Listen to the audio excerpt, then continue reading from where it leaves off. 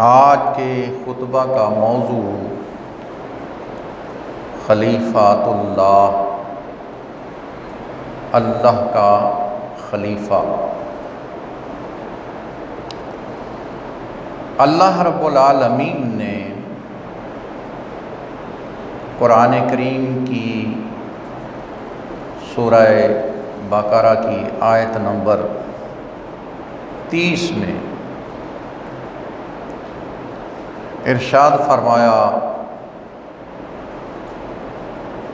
وَإِذْ قَالَ رَبُّكَ لِلْمَلَائِكَةِ، اے پیارے محبوب یاد کیجئے جب آپ کے رب نے کہا ملائکہ سے، انی جاعل فی الارض خلیفہ، کہ میں زمین کے اندر ایک خلیفہ بنانے والا ہوں۔ اس آیت مبارکہ کے اندر اللہ رب العالمین نے فرشتوں کو اپنے خلیفہ کے بنانے کا بیان فرمایا۔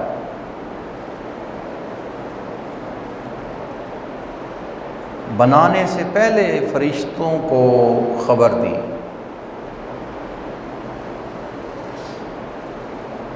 خلیفہ کا معنی کیا ہے اور خلیفہ کی غرض و غایت کیا ہے؟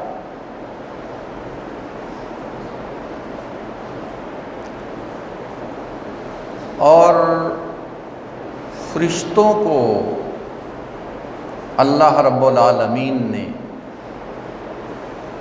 جو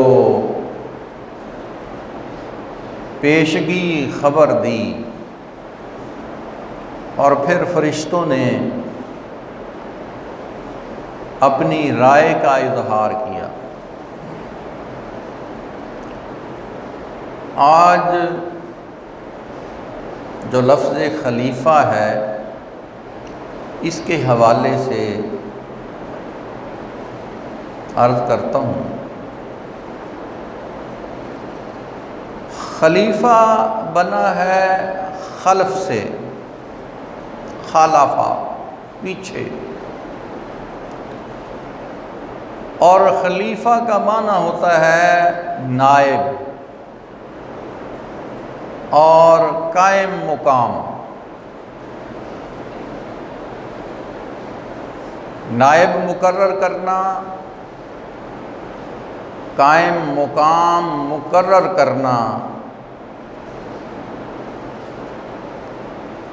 جس کام پر کوئی شخص مامور ہے اس کام پر کسی کو اپنی عدم موجودگی میں مقرر کرنا، اس کو خلیفہ کہتے ہیں۔ مفسرین نے 3 وجوہات بیان کی ہیں کہ سلطنت کے اندر یا کسی بھی کام کے اندر خلیفہ اس لیے مقرر کیا جاتا ہے کہ جو کام کرنے والا ہے وہ اگر اکیلا کام نہیں کر سکتا تو خلیفہ اس کے ساتھ معاون ہوتا ہے، تعاون کرتا ہے، امداد کرتا ہے، مدد کرتا ہے۔ خلیفہ کیا کرتا ہے؟ اس کے کام کے اندر مدد کرتا ہے۔ یا جو بندہ اپنا خلیفہ نائب مقرر کرتا ہے وہ کہیں عارضی طور پر جاتا ہے اور پیچھے سے اپنے جتنے بھی کام ہیں اس کے اندر اس کو وہ نائب بنا کر جاتا ہے۔ ایک تو یہ ہے کہ وہ اکیلا ہے کمزور ہے، اکیلا کام نہیں کر سکتا۔ دوسرا، عارضی طور پر وہ یہاں پہ موجود نہیں ہے، تو اس کو مقرر کیا خلیفہ کو۔ تیسرا یہ ہوتا ہے کہ وہ دنیا کے اعتبار سے کوئی بادشاہ ہے یا کوئی بڑا افسر ہے، اس کا جو خلیفہ ہے، نائب ہے، وہ اس لیے بھی ہوتا ہے کہ اگر وہ بادشاہ یا وہ کام کرنے والا اگر وہ مر جائے، فوت ہو جائے، تو پھر اس کا خلیفہ، اس کا نائب کوئی ہو جو کام چلاتا رہے۔ اب یہ 3 وجوہات مفسرین نے بیان کی ہیں کہ خلیفہ اس لیے ہوتا ہے، لیکن اللہ رب العالمین ان تینوں معذوریوں سے، ان تینوں صفات جو کمزوری ہیں، کمزوری کی جو صفات ہیں، ان سے اللہ پاک ہے۔ نہ تو اس کو کسی کی مدد کی ضرورت ہے، نہ وہ اکیلے کوئی کام کرتے ہوئے تھکتا ہے، اور نہ یہ ہے کہ وہ اپنی سلطنت چھوڑ کے کہیں اور چلا جاتا ہے۔ ہر وقت پوری کائنات کا وہ ہر وقت مالک ہے، اور نہ یہ ہے کہ کبھی وہ اس دنیا میں نہ رہے گا، ایسا بھی نہیں ہے۔ اللہ رب العالمین ان تمام عوارض سے، کمزوریوں سے پاک ہے۔ کیا ہے؟ اللہ ہر کمزوری سے پاک ہے۔ یہ دنیاوی لحاظ سے خلیفہ جو بنایا جاتا ہے اس کی باتیں، یعنی یہ اس میں جو مفسرین نے تفصیل بیان کی۔ پھر اللہ رب العالمین نے خلیفہ کیوں بنایا؟ کیا وجہ ہے؟ سوال تو پیدا ہوتا ہے نا کہ کیوں بنایا؟ اللہ رب العالمین کو خلیفہ بنانے کی ضرورت نہیں تھی۔ خلیفہ اللہ رب العالمین نے اس لیے بنایا کہ دنیا کے اندر اللہ رب العالمین کے احکام کا جو فیض ہے وہ خلیفہ اس سے لے کر باقی مخلوق تک پہنچائے۔ باقی مخلوق کو کمزور بنایا، اور خلیفہ میں کچھ صفات اللہ رب العالمین نے ان کو اضافی عطا فرمائی۔ حضرت آدم علیہ السلام کے حوالے سے قرآن کریم کے اندر اللہ پاک نے فرمایا کہ بھئی میں نے آدم کو خلیفہ بنایا، اور بعض مفسرین نے یہ لکھا ہے کہ آدم علیہ السلام اور تمام انبیاء اللہ کے خلیفہ ہیں، اور بعض نے یہ بیان کیا ہے کہ سب سے پہلے خلیفہ آدم علیہ السلام ہیں، اور جو ان کی بعد میں اولاد ہے وہ اس خلافت کی وارث ہے، یعنی وہ بھی خلیفہ ہی ہیں۔ بہرحال جمہور علماء نے یہی لکھا ہے کہ خلیفہ اللہ رب العالمین نے آدم علیہ السلام کو اور انبیاء علیہ السلام کو بنایا۔ کیوں؟ اس لیے کہ یہ ضرورت مخلوق کو تھی۔ اللہ نے مخلوق کی ضرورت کے لیے خلیفہ بنایا، اپنی ضرورت کے لیے نہیں بنایا، اسے کوئی ضرورت نہیں ہے۔ اللہ رب العالمین ضرورتوں سے پاک ہے۔ اللہ تعالیٰ کو ضرورت نہیں تھی، ضرورت انسان کو، مخلوقات کو تھی کہ اللہ کی طرف سے وہ فیض لے کر پھر مخلوق تک پہنچا دیں۔ اللہ رب العالمین نے جو خلیفہ بنایا حضرت آدم علیہ السلام کو، آدم علیہ السلام کے بنانے سے پہلے اللہ پاک نے فرشتوں سے کہا وَإِذْ قَالَ رَبُّكَ لِلْمَلَائِكَةِ إِنِّي جَاعِلٌ فِي الْأَرْضِ خلیفہ۔ اے پیارے محبوب، وہ وقت یاد فرمائیں کہ جس وقت آپ کے رب نے فرشتوں سے کہا، آپ کے رب نے فرشتوں سے کہا کہ میں زمین کے اندر ایک خلیفہ بنانے والا ہوں۔ اس میں بہت تفصیل ہے، بہت تفسیر ہے۔ اگر ملائکہ پہ بات کرنا شروع ہو جائے بات تو کافی لمبی چلی جائے گی کہ ملائکہ کیا ہیں، کون ہیں، کیسی مخلوق ہے اللہ تعالیٰ نے جو ملائکہ کے۔ بہرحال یہ بھی ضروری ہے کہ آپ کو پتہ ہو کہ ملائکہ کیا چیز ہیں۔ اب ملائکہ جو ہیں اللہ رب العالمین کی مخلوق ہے، یہ نوری مخلوق ہے۔ اللہ پاک نے صرف نور سے پیدا فرمایا ہے، اور ان کے اندر اللہ رب العالمین نے صرف ایک قوت رکھی ہے، ایک قوت۔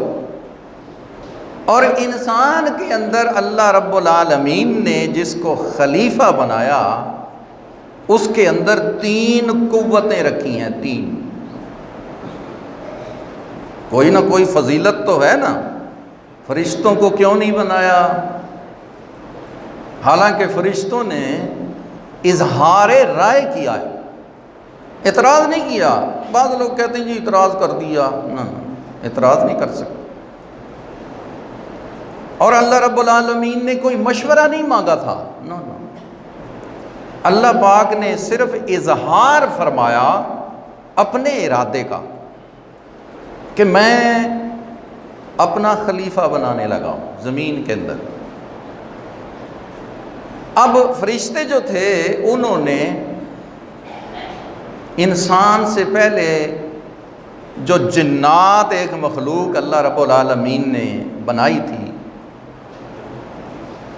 تو ان کا شر اللہ کی عطا سے وہ جو بھی اللہ تعالیٰ نے ان کو علم عطا کیا تھا، اس علم سے انہوں نے شیطانوں کا اور جنوں کا شر دیکھا ہوا تھا۔ انہوں نے اپنی رائے جو پیش کی، یہ بھی ان کی اپنی رائے نہیں، یہ بھی اللہ کی طرف سے رائے جو ہے ڈال دی بات چلانے کے لیے۔ حقیقت تو سب کچھ اسی کی طرف سے ہے نا، کوئی کسی کی جرت نہیں ہے، کوئی مجال نہیں ہے کوئی بات کر جائے۔ اللہ رب العالمین کو کیا ضرورت تھی بتانے کی؟ نہ بتاتا، فرشتوں کو نہ بتاتا۔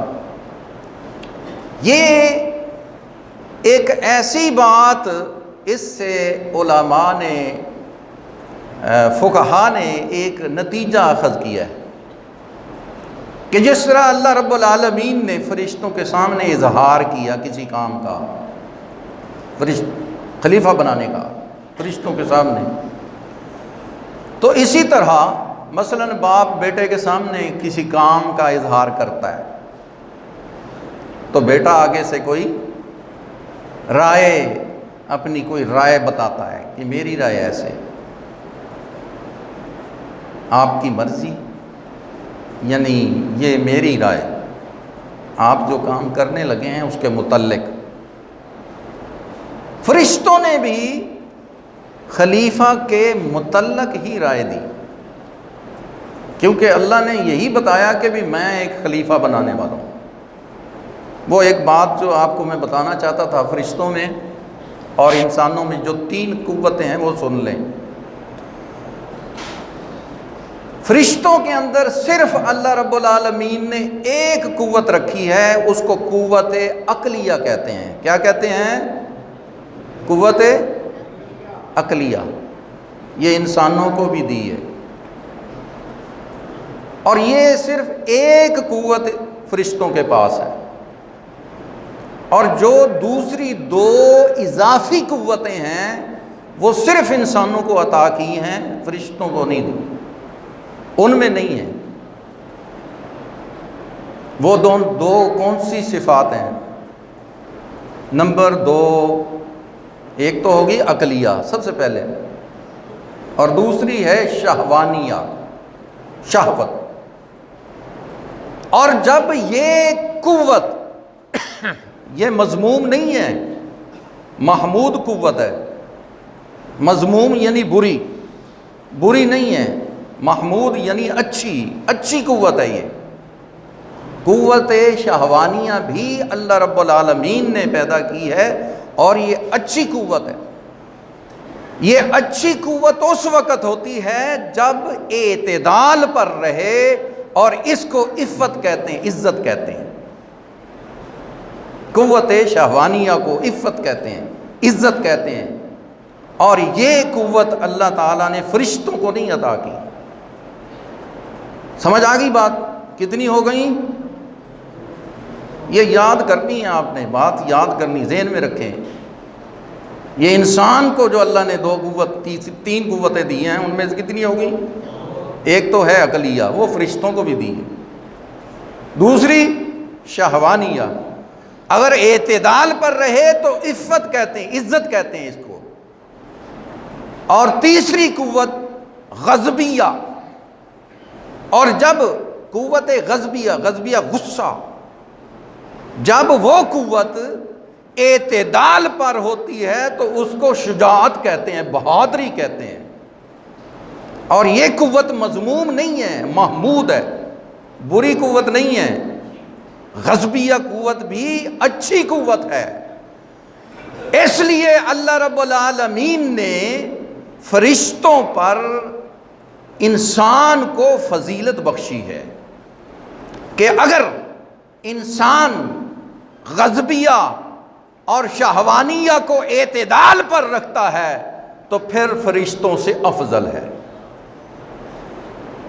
اور اگر اعتدال پر نہیں رہتا، ان قوتوں کو اعتدال پر نہیں رکھتا، اپنی من مانی کرتا ہے، اپنی مرضی سے شہوتیں پوری کرتا ہے، اپنی مرضی سے اپنے جسم کی طاقت کو استعمال کرتا ہے، اپنا جلال اور غصہ جو ہے ناجائز استعمال کرتا ہے، تو پھر اس وقت پھر اللہ کی بارگاہ میں پکڑ ہے، اس صورت میں پکڑ ہوتی ہے۔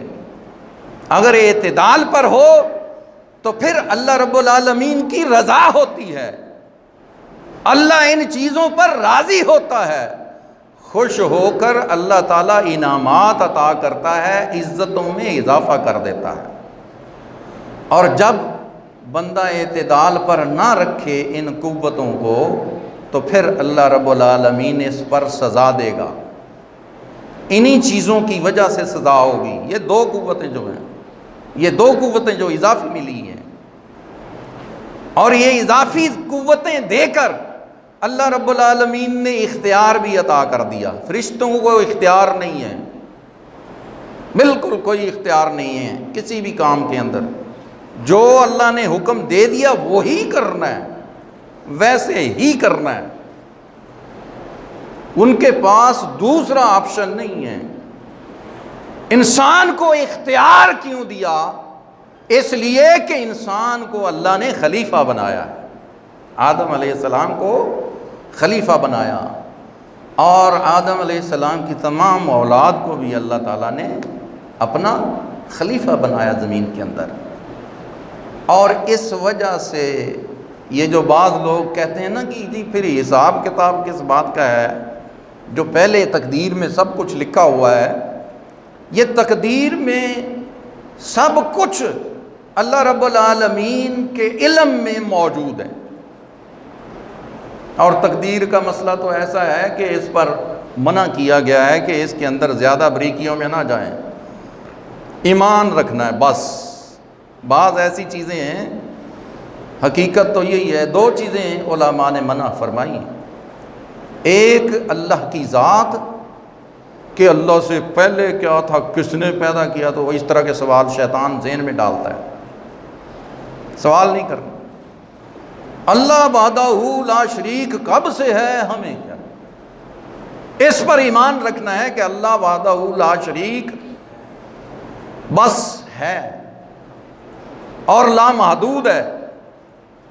اللہ کا نہ کوئی باپ ہے، نہ کوئی ماں ہے، نہ کوئی بیوی ہے، نہ کوئی بیٹا ہے، نہ کوئی بیٹی ہے، نہ وہ کسی سے جنا ہے اور نہ ہی اس نے کسی کو جنا ہے۔ اللہ وحدہ لا شریک ہے، اس پر ہم نے ایمان رکھنا ہے۔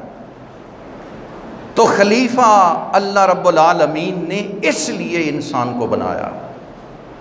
تو میرے دوستو، اللہ رب العالمین کی جو مشیت ہے وہ یہی ہے کہ خلیفہ کے ذریعے اللہ کی طرف سے احکام، اللہ کا جو نور کا فیض ہے وہ خلیفہ ڈائریکٹ یا انڈائریکٹ، ڈائریکٹ یا انڈائریکٹ کا مطلب ہوتا ہے یا وہ فرشتے کے ذریعے حاصل کرتا ہے یا اللہ سے ڈائریکٹ انبیاء علیہم السلام کی اللہ رب العالمین کے ساتھ کلام ہوا، بات چیت ہوئی، وہ ڈائریکٹ ہوئی۔ جیسے موسیٰ علیہ السلام کا کلام ہوا اور محبوب علیہ السلام کا کلام ہوا معراج شریف کے موقع پر، یہ ڈائریکٹ ہے۔ اور انڈائریکٹ جبرائیل امین جو وحی لے کر آتے رہے، یہ انڈائریکٹ ہے۔ اور وہ تمام فیض جو ہے وہ اللہ کی مخلوق تک پہنچتا ہے، وہ تمام فیض اللہ رب العالمین نے مخلوق کی خاطر یہ خلیفہ بنایا تاکہ مخلوق کو اپنا فیض پہنچا سکے۔ اللہ رب العالمین اپنے پیارے حبیب کریم علیہ السلام کا فیض جو ہے ہمیں سمجھنے کی توفیق عطا فرمائے۔ وما علیہ الا البلاغ۔